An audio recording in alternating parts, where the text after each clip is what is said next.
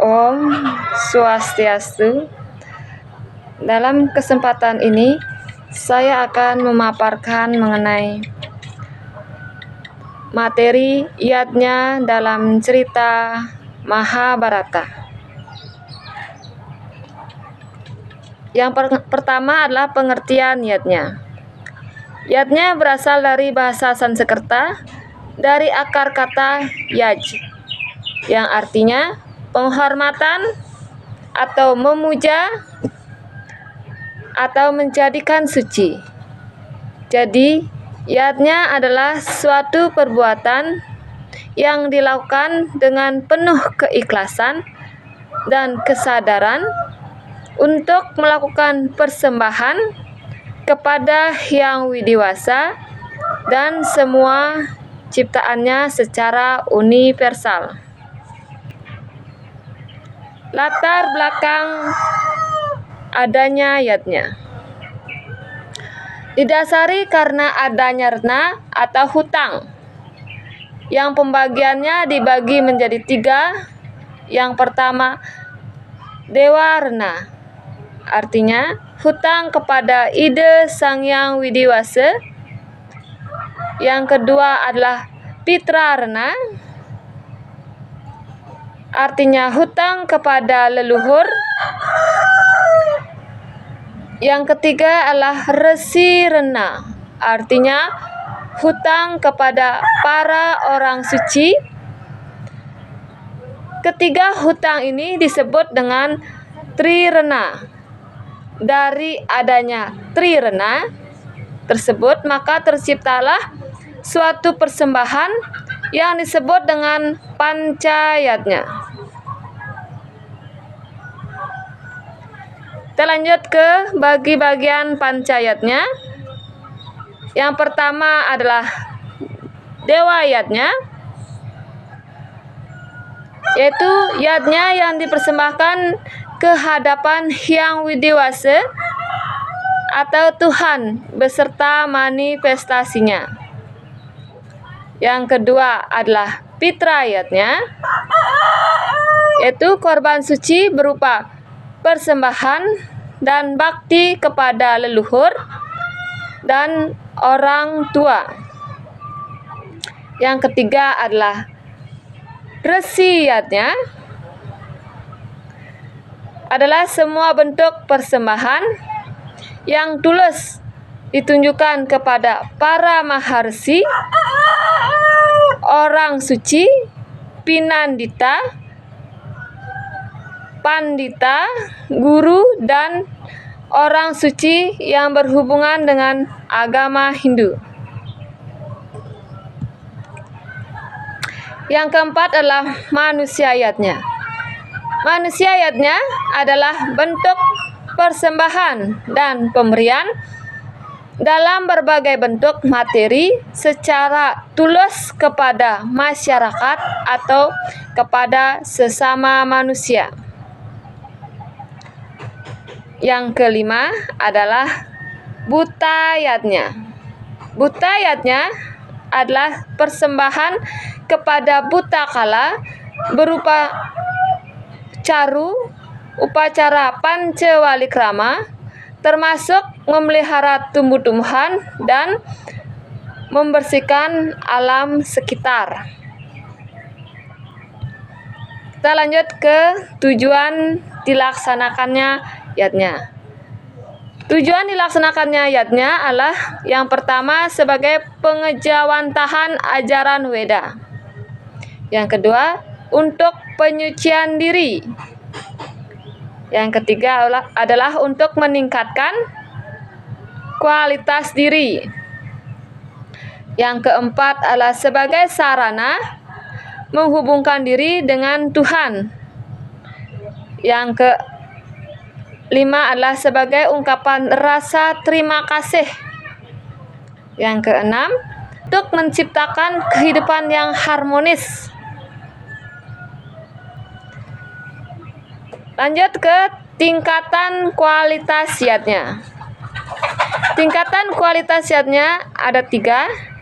Yang pertama adalah tamasika yatnya, yang artinya adalah yadnya yang dilaksanakan tidak berdasarkan petunjuk sastra atau kitab suci, bahkan tanpa mantra, tidak ada kidung suci, tanpa daksina, dan tanpa didasari dengan keyakinan dan kepercayaan.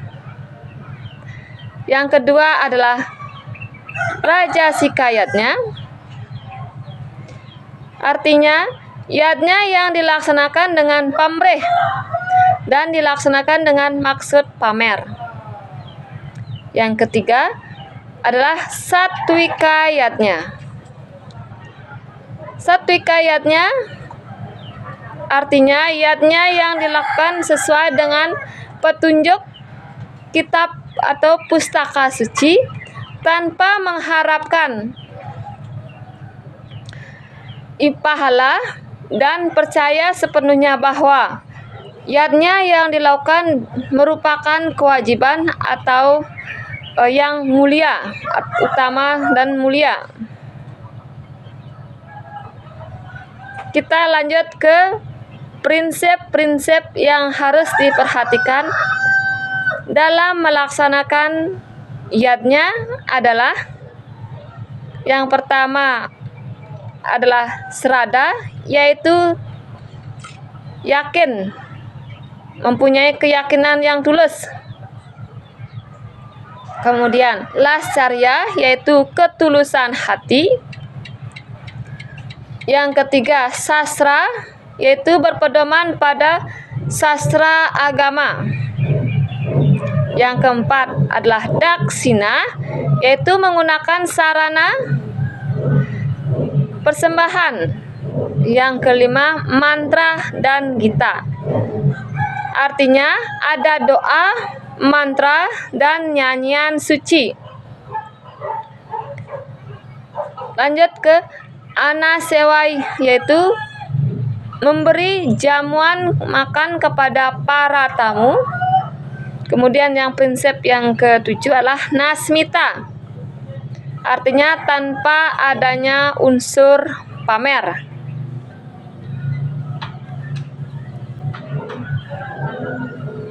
Kita lanjut ke unsur-unsur dalam yadnya. Unsur-unsur dalam yadnya yang pertama adalah adanya karya atau adanya perbuatan, yang artinya unsur karya yang terdapat dalam yadnya dapat dilihat bahwa setiap yadnya yang dilakukan dengan perbuatan atau kerja. Yang kedua, sreya atau ketulus ikhlasan, yaitu bahwa dalam setiap yadnya selalu dilakukan dengan dasar ketulusan dan tanpa adanya paksaan dari pihak manapun. Yang kelima, budi atau kesadaran, artinya kesadaran dari diri sendiri dalam melaksanakan yadnya dan menganggap yadnya adalah sebuah atau suatu kewajiban. Kemudian yang keempat adalah unsur yang keempat adalah bakti, yaitu atau persembahan. Melaksanakan yadnya merupakan wujud bakti kita kepada Tuhan. Kemudian kita lanjutkan ke penerapan nilai-nilai yadnya dalam kitab Mahabharata. Yang pertama adalah pelaksanaan dewa yadnya, yaitu dalam Mahabharata dilaksanakan melalui pemujaan kepada Dewa Siwa oleh Arjuna. Raja Angga karena sebagai putra Dewa Surya melakukan pemujaan kepada Dewa Siwa dan kepada Dewa Surya juga.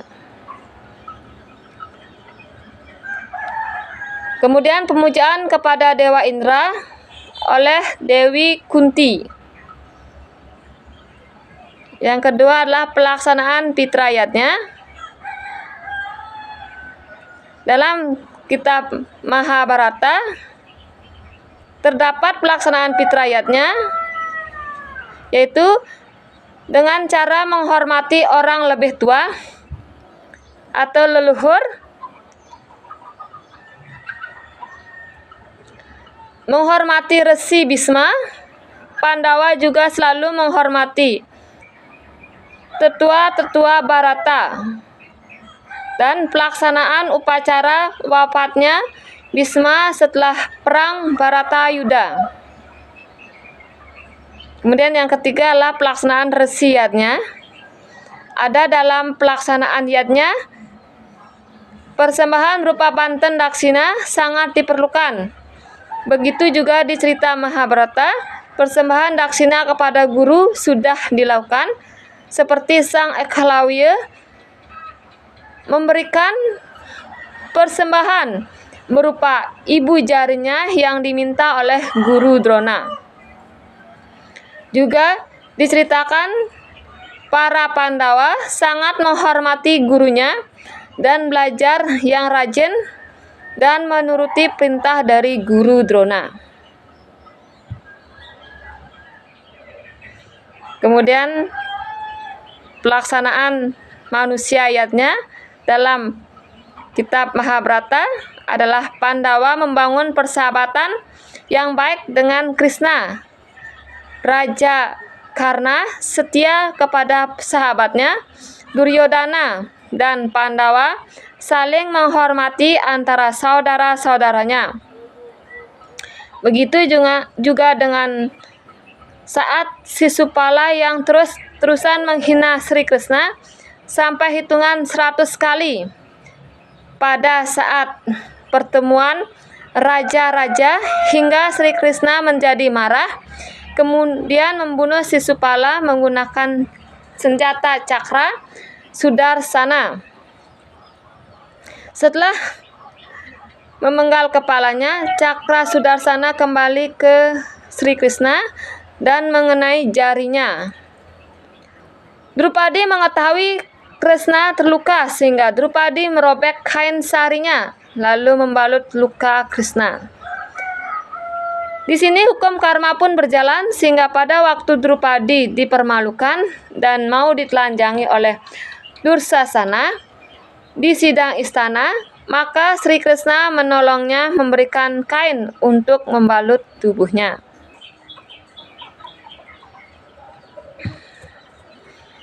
Kemudian yang kelima adalah pelaksanaan Bhutayatnya, seperti upacara Aswamedayatnya dan Sarpayatnya serta yang lainnya. Yang pertama adalah melaksanakan Aswamedayatnya, yaitu dilaksanakan atas saran dari Resi Vyasa dengan tujuan untuk menghilangkan kesedihan dari Yudhishthira setelah perang Bharatayuda. Upacara ini dilaksanakan dengan cara melepas kuda yang diiringi oleh pasukan untuk memperluas kerajaan. Kemudian yang kedua adalah pelaksanaan Sarpayatnya.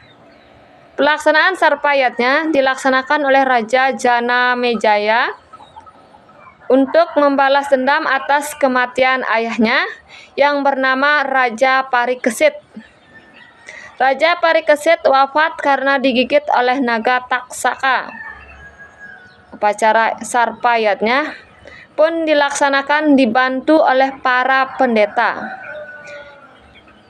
pendeta yang ahli mantra. Banyak ular yang mati sehingga naga taksaka menjadi gelisah. Kemudian ia meminta bantuan Sang Astika agar mau menemui dan memohon kepada raja agar pelaksanaan Sarpayatnya dihentikan.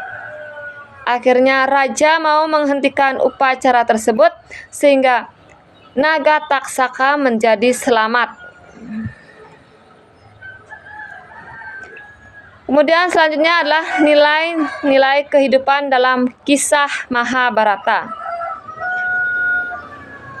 Yang pertama adalah nilai kedisiplinan, yaitu sikap disiplin yang ditunjukkan oleh para Pandawa saat menyamar di negeri Wirata. Meskipun dalam penyamaran, namun mereka mengabdi pada Raja Wirata dengan penuh tanggung jawab dan kedisiplinan.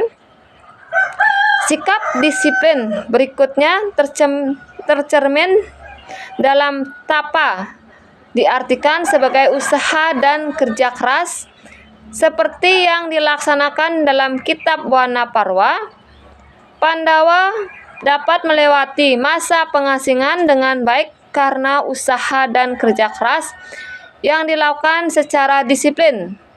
Juga sikap disiplin Arjuna dalam melaksanakan pertapaan sehingga mendapatkan senjata Brahmastra Pasupati. Sikap disiplin juga ditunjukkan oleh tokoh Karna, Abhimanyu, dan Ekhalawya dalam menuntut ilmu. Kita lanjut ke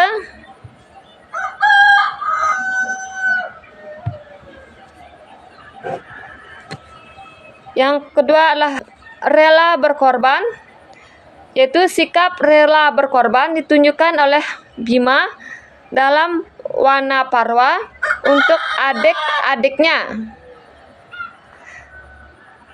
dan Drupadi dengan mencari bunga Saugandika di Gunung Gandamada. Bima harus melakukan perjalanan jauh dengan penuh rintangan untuk menemukan bunga tersebut. Namun perjalanan berubah indah karena perjalanan bertemu dengan Hanuman yang memberikan berbagai ilmu pengetahuan. Kemudian nilai bakti. Dalam Wanaparwa terdapat contoh sikap bakti yang ditunjukkan oleh Arjuna kepada gurunya, Resi Biasa. Saat itu sang resi memerintahkan Arjuna untuk bertapa di sebuah gunung suci bernama Gunung Indrakila. Arjuna melaksanakan dengan tulus. Hal ini membuktikan rasa bakti dan hormat Arjuna sebagai murid pada sang guru. Kemudian yang ketiga adalah pelayanan sewa. Para Pandawa melakukan pelayanan dengan sungguh-sungguh sehingga Raja Wirata sangat menghormatinya saat melakukan penyamaran. Dalam agama Hindu, pelayanan tanpa pamrih merupakan perbuatan dharma yang tertinggi. Nah, hanya itu dalam kesempatan ini yang bisa saya sampaikan. Mudah-mudahan bermanfaat bagi kita semua. Saya akhiri dengan Parama Santi. Om Santi Santi Santi. Om.